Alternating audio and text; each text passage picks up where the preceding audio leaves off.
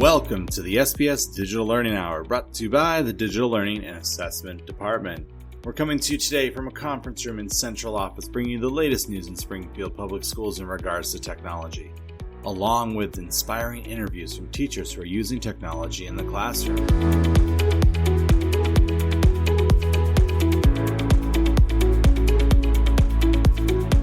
Thanks for joining us today. I'm your host, Mike Thomas, the Bearded Tech Ed Guy. You can follow me out on Instagram, Twitter, and Facebook at Bearded Tech Ed, or you can go to my website, beardedtechedguy.com. There you'll find all the podcasts and blogs and latest news. In case you missed it, some updates have come to PowerPoint Online. Presenter Coach is finally here, which we are all super excited about. There is on-screen guidance for pacing, helping students with the ums, the ahs, and the basicallys, and all the things that you don't hear in this podcast that I say. Some inclusive phrases, narration. They help to make sure that you're not reading directly off the slide. So these are all great things, especially when we're thinking about students and presenting and sharing their knowledge and helping them learn how to do it well. PowerPoint, at the end of the presentation, students will get a printout of how they did. Every time you use this, it's going to get better and better and better because that's the way AI works. The more it's used, the better it gets. Just like when it comes to the immersive reader and the translator, the more you use these tools, the better they get. So we are super excited about that. So Springfield teachers, as we are coming up to the point in the year where if you do progress reports, you're getting ready to send them home. Please remember that progress reports, when they close, if you add assignments to Unified Classroom and you don't change the date to fit into the P1, the Progress 1 timeframe, it will not appear there or affect that grade. Also, if you have already put grades in and then you add assignments, if you did the override to the grade to give it the P's and the S's and the U's and what you guys do, you actually need to hit the undo button before you put that in because it will not change what you override. So I think that's very important to remember is in the gradebook, if you override a grade, no matter what you do behind it, it's not going to change. So those are a couple of very important things to remember. Also, we had a few of these things pop up earlier this week and last week, and I just want to make a reminder, if you're using Internet Explorer to access Unified Classroom, you are going to run into issues because it does not work with Internet Explorer. The reason Internet Explorer is still on the computer is that there are a few programs that are not updated to use the latest browsers. We still encourage everyone to use Chrome or Microsoft Edge, depending on what you are doing. So coming up is our interview of the week.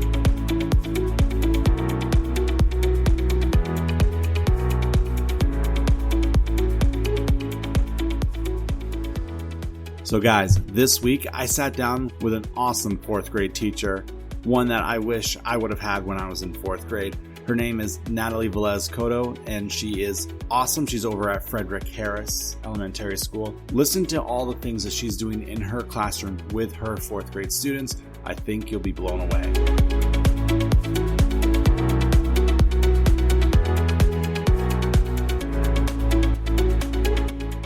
My name is Natalie Velez Cotto. I currently am a fourth grade teacher at Frederick Elementary. I have been officially teaching for 3 years now. I started out as a para, and then I went into substituting and then long-term substituting with the district.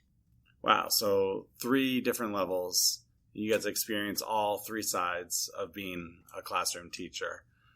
So for that time when you were as a para, what ways did you use technology with your students? When I was a para, it was in kindergarten, and we had just received our first smart board. The kids and myself were pretty excited because it was like a shiny new toy.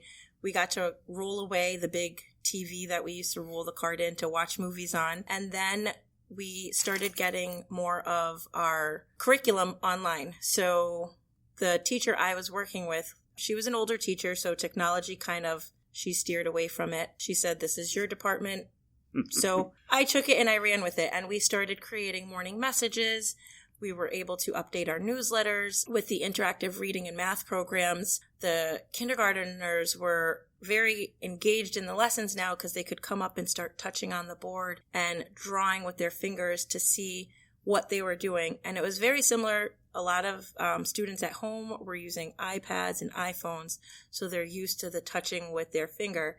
So they were correlating the touch with their letters. So instead of using the rice tables or the sand tables, we were now able to show them their work and they can share it with everybody else. That's awesome. I always hear like technology with the younger grades is always like, they can't do it. They can't do it. They don't know how, when in fact, they probably know better than we do because they're native to it. But being able to take what they know and apply it to their academics is really great, especially the letter writing, which rice tables can get very messy.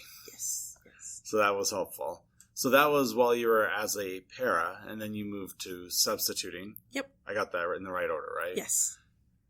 What kind of opportunities did you have as a sub? Because I know when I was a sub, I tried to leave stuff for my sub to actually do with the students, which would continue the lessons.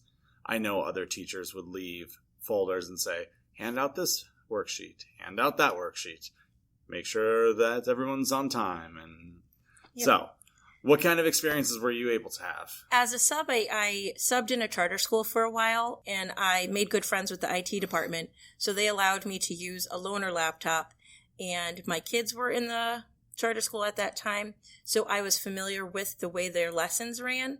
So when I was called to sub, they just left their regular lessons. I knew where to find them, and we continued with the PowerPoints that they had. And then I tried to branch off because some of the information was pretty dry from the book. So I would find videos online that enhanced it, whether it was songs about grammar and nouns and counting or different sorts of math videos to kind of help them remember to go next door when they need to round, or if they're rounding up, whether they need to go up or down, or if they're borrowing, they need to go next door or leave it where it's at. So it was just videos to really engage the students, and the teachers were like, oh, okay. Or sometimes they would leave me the links of what they wanted, and I would continue on following their links. And some of them in the younger grades, when I would sub, they had whole storyboards already set up. So I just had to click and follow, and it had whatever they wanted, the teacher's notes in it. So it was literally being able to continue on. So it didn't interrupt. Teachers felt comfortable taking that day if they needed it and not worrying about any gaps or missing, especially if it was a longer absence. That's awesome. Not every sub gets that opportunity. So, and that was subbing, it sounds like, from kindergarten all the way up all the way to 12th grade. All the way to 12th grade. So you really got to see the gamut. Yes. So what drew you to elementary school then? Because you went from being a parrot in kindergarten to subbing the entire grade span yes. of education, and now we're here in 4th grade. So what brought you to 4th grade? I just kind of liked this age range. They were old enough to follow a series of directions, and they were still kind of naive enough to be impressioned on. So when we were doing different, I like to bring videos, songs, dancing, just to ease it up for them. And they're still very engaged. They still have that wonder, that interest. So the 9-10-year-old range, it was very interesting because I myself think back when I was 9 or 10, we were so excited when that overhead projector came out and we were like, yes, we're going to look at a picture today, or the purple ink. So I know at this age range, they get excited over little things. So when I bring out, we just started using Scratch. It's a program that MIT created. So I said, listen, we're going to use this in one of our English lessons, but let's figure out how to use it. So they were still able to follow the directions and get through, because now they can read a little bit more than the kindergartners can. So they were able to read those directions, follow it. And I said, do the tutorials. If you want to do this, this, or this is the tutorials you need. So being able to give them those directions and walking away from them to go help another group, I felt comfortable in the 4th grade, because then they can take this on with them next year and then continue to grow as they continue through their educational journey. Scratch. So you just started Scratch. This is what, the third week of school now, technically? Yes. And you're doing Scratch with your students. One, that's awesome. Where are you getting your lesson plans for Scratch? We're just flying by the seat of our pants right now because I am part of like a computer science study that we're doing. So I wanted to backfill them with Scratch. So I'm technically learning as they're learning. I went to some training over the summer. The more we play with it, the more engaged they are. So we're going to try to build a story where a few students will work together. They'll each have their own character that they have to code. And we're going to be doing in Unit 2 of our iReady, it's all about character traits. So that's what we're focusing on. Right now they're learning this is our character and looking at, well, what kind of character do you want to do? So I'm filling them with the tutorials that they have online and then saying, okay, show me an animated character. I want you to show me a character that walks up to someone else and says, hello, how are you? And I want your other character to talk back to them. So they're really trying that. Some of them had two characters play a ball game. Another one was able to get the backgrounds changed and have their character run and do a dunk of a basketball hoop. So they're really engaged in it. And I think by doing that with them, when we start our lesson plans for the character writing, they're going to be so focused on it because they want to see it come to life. And that's our end goal is I want them to be able to produce a story that they can stand up, press the green flag on the top, and it'll just tell it on its own. We're also going to try to incorporate these little things called makey-makeys when they come in. So those were interesting to see because then if they don't want to do the whole coding with online, they can take the makey-makeys and make their poster come to life. So if I press on a certain Brad in a different area of the picture, that's going to come to life for them. So they're eager to do that. So Scratch is my go-to for, okay, if we can get this lesson done, we're going to get 10, 15 extra minutes on Scratch and we can get that going. That's been a saving grace for them.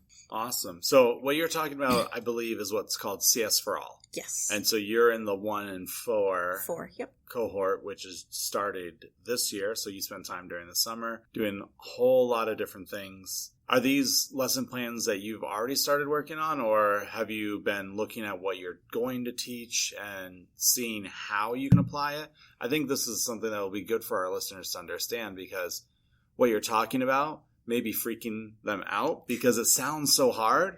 But if you sit down and you do the planning, it really is just another way for students to learn. It's a combination. When looking at the whole iReady year in review, you have a section on character traits. It's in Unit 2. So within that section, you could really apply the CS for All in any of your lessons because you have to think. It's all about algorithms and analogies and really critical thinking. So when you're discussing it, we are doing plugged activities, which is using the computers. And then also there's unplugged, which is just paper and pencil. So while it may scare them at first, because I was terrified, I'm not going to lie, I was terrified. I was like, okay, what did I sign up for? But looking at the way it goes, and I was like, oh, well, we already do this, and this. So we already think deeper. We do the little workbooks part of it. We create posters, or what we're doing for this case is we're creating a mobile with different character traits. And those are all unplugged activities that you don't need to know how to code. But we're just showing them how you can take this computer science aspect of everything and bring it into your everyday ELA lessons, your everyday math lesson, science, where it's not just something that has to be taught in computer class. And it's great because now when you look at it, they were telling us that a lot of the jobs, they're not filled in the computer science aspect of the workforce. And if we can teach them now at this young age, we're going to set them up for success. And they're going to be like, hey, that was back in 4th grade when I first learned to do that. And they're going to remember and keep building on. So it's not something to be scared about. It is lessons that we currently are doing. It's now we're just enhancing them to make them more teched out, if you want.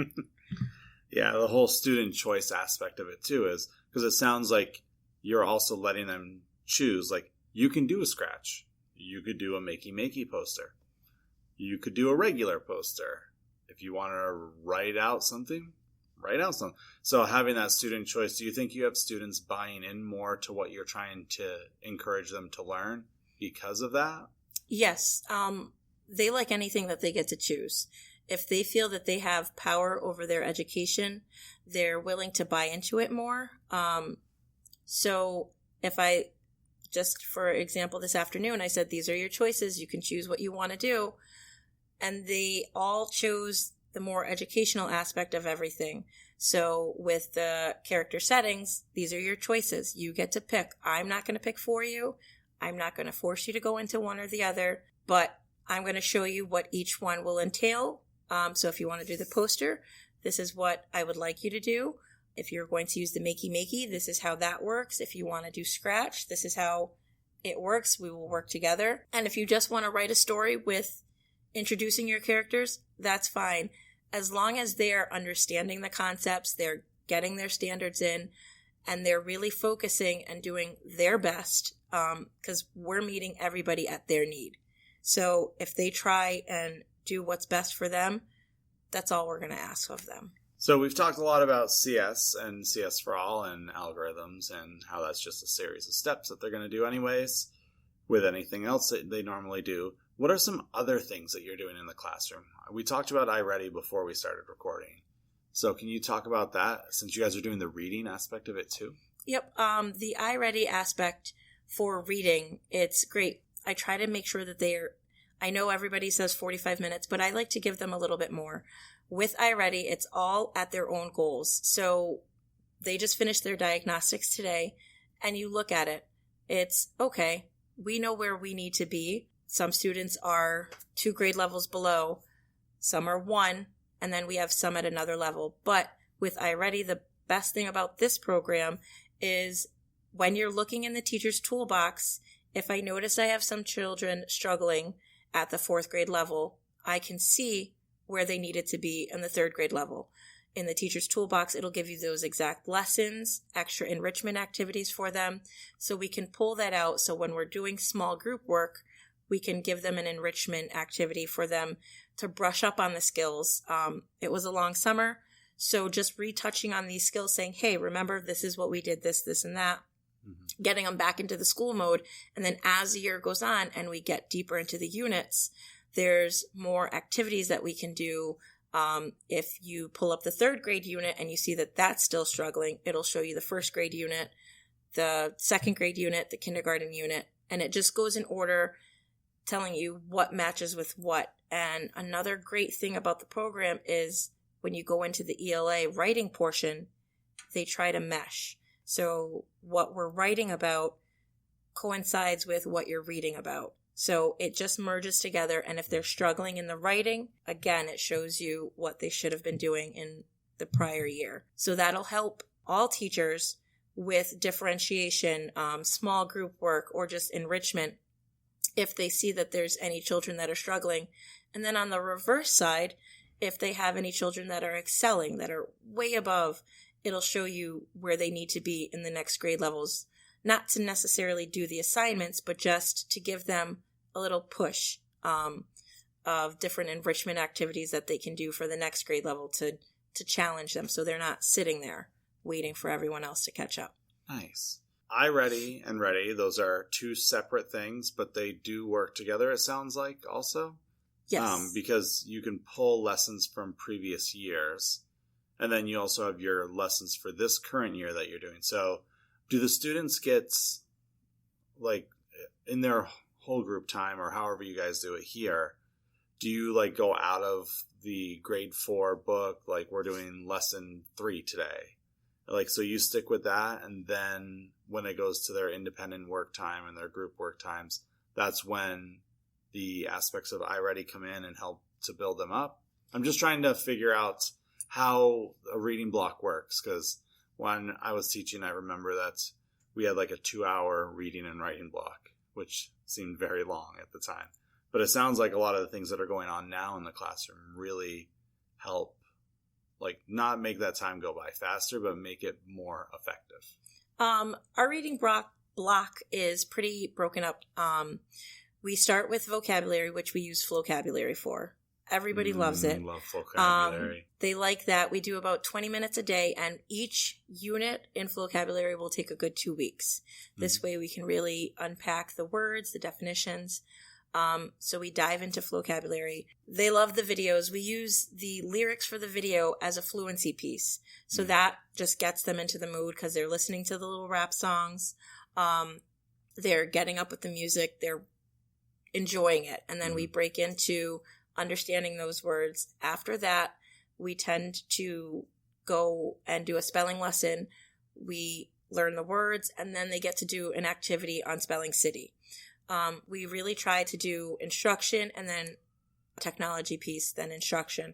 So it breaks them up so they're not just stuck on the computer or stuck listening to me talk all day, because they're going to tone me out after like 45 minutes. So we do that, and then we do our whole group lesson. So we do the whole group where we'll read whatever story it is, do thinking, collaboration within our groups, answer, and a short writing within that whole group assessment time. After that, we try to do their independent learning. So they will go on to their iReady, and they can choose their path, whether they want to continue with vocabulary or close reading, which is more of a comprehension understanding. A lot of them tend to go to the vocabulary unless I specify I want everybody on close reading, but it's not the same story. Everyone is on their own level, and it's tiered to what they know and what they can do. And if they're having trouble with the lesson, it kind of breaks it down or resets them. Once we finish that, we will do small group work independently. I myself work with an interventionist in the room, so we kind of divide and conquer. If these kids over here can work independently on their own and they don't need that extra intervention today, they can go do that independent work. And then we'll have myself sit with another intervention group and the interventionist work with another group. Just so there's 3 different levels in the room, and everybody will finish the class off that way. So it's pretty staggered. It is a long block. We're 140 minutes. So it's a long time, but with all the different breaks for the transition, it breaks it up, and before we know it, it's like, oh, it's time to go to lunch, or it's time to go home. So they don't really sit and just dwell for 140 minutes listening to me.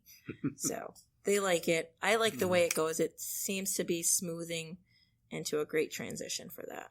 Nice. Are you guys departmentalized, or are you like in your own classroom teaching everything? No, we're departmentalized. So you get both. So this is always one thing that some schools are like, oh, I didn't think about it that way. There are some schools who have the teachers move rooms, and then there's some schools that have the students move rooms. How do you guys do that here? We do the students move rooms. They're in 4th grade, there's 4 teachers. There's 2 ELA teachers, a science teacher, and a math teacher. The ELA blocks are 140 minutes, so I see my homeroom until we go to lunch at 11:20 or recess first. And then after recess, they go to specials, and then I get the afternoon group in. And then I am with them until the end of the day. And math and science, they split that 120 minutes. So it's 65 minutes and 65 minutes for them. And then they have like filler moments. So we like it. It works. So our 3rd grade just went departmentalized, and 4th grade. And everyone has a student switch. I think it's great that the students switch because it gets them up. And it breaks up that time. It gives them that little brain break of swapping class.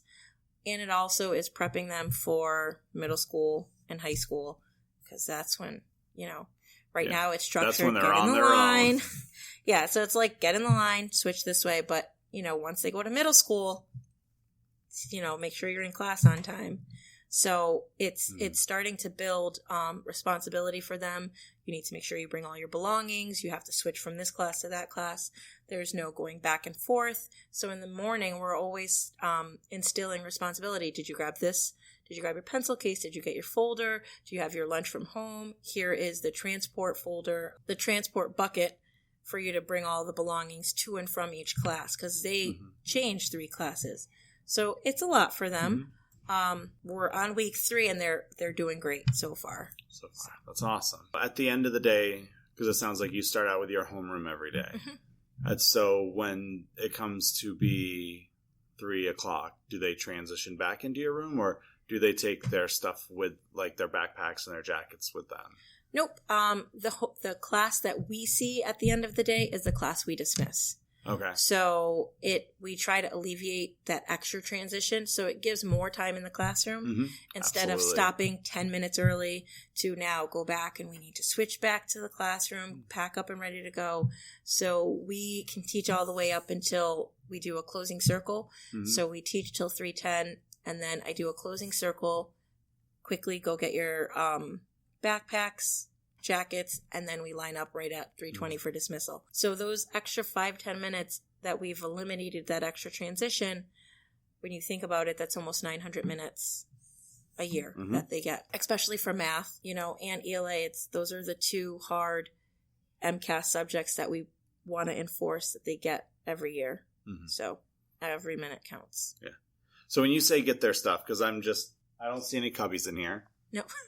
So do they have, like, hallway, like, lockers, or, like, because I've never been in the building beyond this point. Usually it's for a training and it's down in the cafeteria. Yeah. So nope, every student is assigned their locker. We do have locker tags. I want to say starting in kindergarten all the way to 5th grade, every student is assigned a locker. You have your locker tag. Your backpack is in your locker. Your go home folder, your pencil case, and your lunchbox, that's with you. So when you are sent to your locker, you take all of your stuff and you go shove it in your backpack, get your backpack. Walkers on one side, bussers on the other side of the hall. And as a team, we divide. Half of us will take out the bussers and the other half of us will take out the walkers. We do that just to eliminate where one homeroom has to have all of their walkers walk with them through the bus line, drop off all the bus children, then walk to the walker line. I think 4th grade may be the only grade that we divide and conquer that way. Other than kindergarten, their paras take walkers and bus, because that's just too many people. So we divide and conquer, and it's been working. The students are getting used to that routine where, okay, it's 3:19, we're going to go get our stuff. The announcements are on at 3:20, and they're starting to move quickly. And it eliminates the fooling around in the hallway. It's, okay, let's go, get your belongings, get in line, where do you belong? And we're starting to know the students in the other classroom. Last year, we kind of divided 2 and 2. This year, it lets me know the other students that I don't teach. Hey, look, I'm a 4th grade teacher on this floor as well. What's your name? So it's building rapport with the entire grade level. And that's great, because now it's just another friendly face that they can see in the daytime. So it's not like, oh, that's the teacher at the end of the hall, I don't know her. Or what's your name again? Or that's the mean one. Yeah. Or that. I try not to be that one. But it just helps smooth our transitions that way. And you know what you just described? An algorithm. Yes. Which is a series of steps that they need to do, which brings it all back to computer science. Yep. Out of curiosity, because that's not how it was done in the school I was at, do you guys rotate between, like, one week you're with the walkers, next week you're doing the buses, so that everybody gets a chance to at least see parents who come for the walkers? We have not yet. We talked about that, and it's just, something we're still working on that.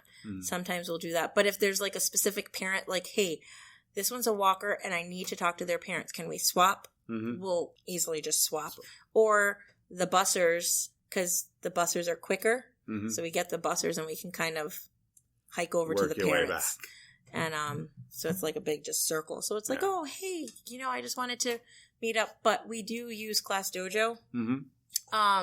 And we try to get 100% parent participation. And with that, we use their portfolio. If you are on a student and you put something on their portfolio, all of the fourth grade teachers can see it. And this way it lets the parents know, like, hey, we're all on the same page. This way the parent doesn't have to say the same thing 4 or 5 times to all of the teachers. We're all on the portfolio. We can look at it. If there's anything that they ever wanted to say privately, they can do a private text message through that.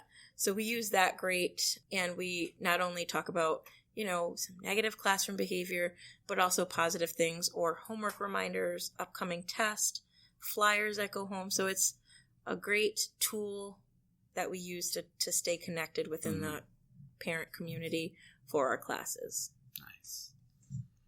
Is there anything, I know we're early into the school year, is there anything that you are thinking about for the future of your classroom this year that you're like, I can't wait till we get to this lesson so we can do this thing or use this particular tool for this purpose? I know last year I kind of just threw it at my students to see where they were at. Is we did a project on the 50 states, and it included like research, and they had to create a PowerPoint. Some of them were good with PowerPoints and some not so much. So this year, what I want to do is, along with one of the many other technology tools, I want to teach them how to use or make a proper PowerPoint. It's something that's useful, especially as they get older. I know they make basic ones, but some of the students last year really were into it, and they added videos and blinking animation or the timed animation where it would come on at each click. So some of those students were great, and I was like, well, this is how you do it. So this year I want to get everyone into at least learning how to do it. That, or there's another presentation software that I like, which is Prezi. And I like it because it kind of turns as you click it, and I do all of my social studies lessons that way, where I take the book and I break it down to what's important. We'll read the book, but then we look at the PowerPoint for the highlights, and it has videos, anything that you can draw, like the visual learner, that would benefit them. So I want them to learn how to do that. And when they start taking home their computers, because this year 4th grade is going to be a 1-to-1, we are going to be assigning homework on a website called Quizzes, where it's just, we go on and we create different quizzes. It's just like review and checks, and it puts the standards in, if we put them in, and shows who struggled where and just what we need to reteach. So that'll give them like a computer type homework that they're really looking forward to, as well as some vocabulary homework. So this is a lot of things that we can't wait till we get going on the 1-to-1, at least in my room for ELA, where I know that they're going to take it and they're going to actually look at the words again, because they want to play the vocabulary game where they have to create their own beat. So they like doing that, and they want to get all the instruments. So I know they're going to keep playing until they get all the instruments. And the more that they see it, the more that they're going to remember their vocabulary words. And the same thing with the spelling on Spelling City is the more that they play, they love the aim to spell. The more that they play it, the faster they are, the more they're going to learn their words. So it's like, yes, go ahead. You can play this game as many times as you want. So I can't wait till they start taking that home. And then when they do, I can say, okay, this is your PowerPoint. I want you to put in a couple of slides on what you did over the weekend, use pictures, clip art, whatever. Yeah. Just so they can get used to the computer. Some of them have never, I have a student who's new to the United States. She comes from Dominica. She's never used a computer before. She had no clue what I was talking about when I said press the Shift SP. She looked at me very strangely, and I was like, okay, come sit with me. She's never had the tablet or anything like that. So it's been a learning process for her. But now she's picking up. That's the beauty of being a child, is that you look at something and they pick it up so quickly. So she's doing great, and I'm just proud, like, oh, look, you know how to log in. You can get here.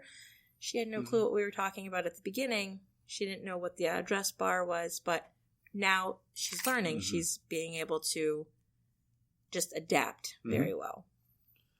And speaking of that, you mentioned PowerPoint and Prezi. PowerPoint actually has the ability to do everything that Prezi does. Oh.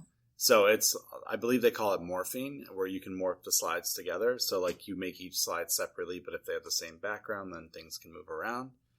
One of the cool things that's coming up that I think it sounds like you'll really like is that in PowerPoint, there's going to be this thing called Presenter Coach. Presenter Coach coaches them how to present. So as we were talking about before we started, like I usually cut out all the ums and the ahs. Like the coach will tell the student who's presenting that they're doing that too much, or they're speaking too fast or too slow, or the one thing that's probably gets on everybody's nerves when you're watching a presentation is someone who just reads the slides and then hits the next slide. Like it teaches them how to be a presenter, which will be really cool too, because by the time it sounds like you'll be getting into that, that will be an option.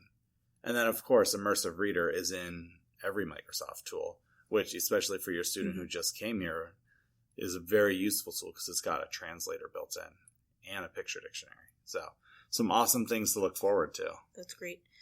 Because I do try to get them when they present, as I have the PowerPoint clicker. So I'm like, nope, don't stand in front of the computer and hit next. I said, move around. I said, draw your attention. And they look at me like, you want me to what? I'm like, just move side to side and just click the next button.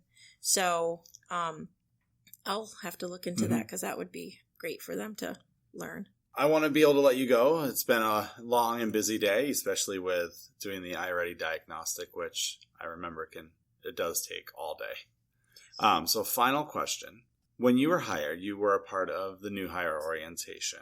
And at that time, a lot of advice is given out throughout the entire week, or if you took it throughout the school year, then it was every other week. What advice would you give to those teachers who are new to Springfield?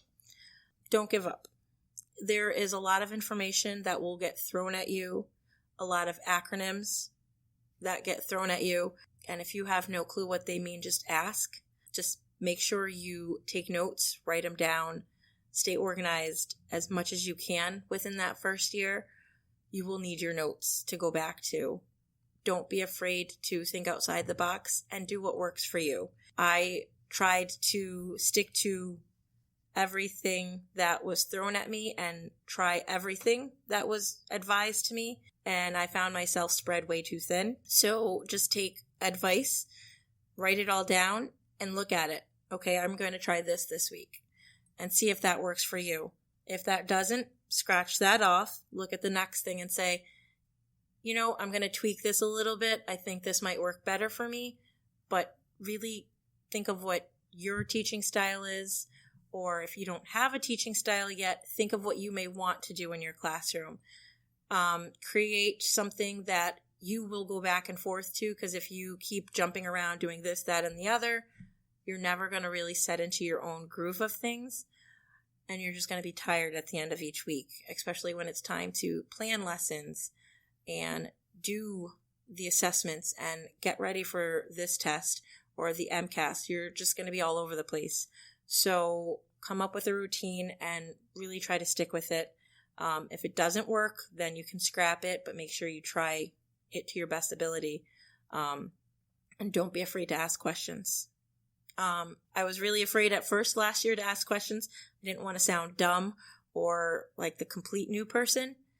And that cost me a lot of stress. So ask questions, because there is no dumb question. Awesome. Some great advice to leave our listeners with. So thank you again. You have an awesome room, and it'll be exciting to see where the year goes. So thank you. Thank you.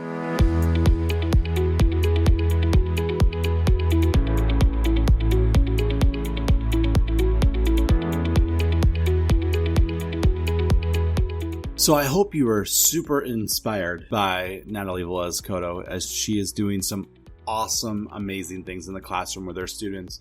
The fact that she's giving her students autonomy and giving them choice in the things that they're doing is excellent. And I encourage you guys all to start to explore that. We'll be exploring that through the future blog posts and future podcasts too, on how to give students those choice and what that can look like in your classroom. The way that she's using the smart boards is fantastic. It's always great to know that a tool is being used as intended versus just a glorified projector. Also, the fact that she's using Scratch, a coding program, in her English classes and doing coding with them and doing makeys with the traditional work and bridging all of that together is awesome.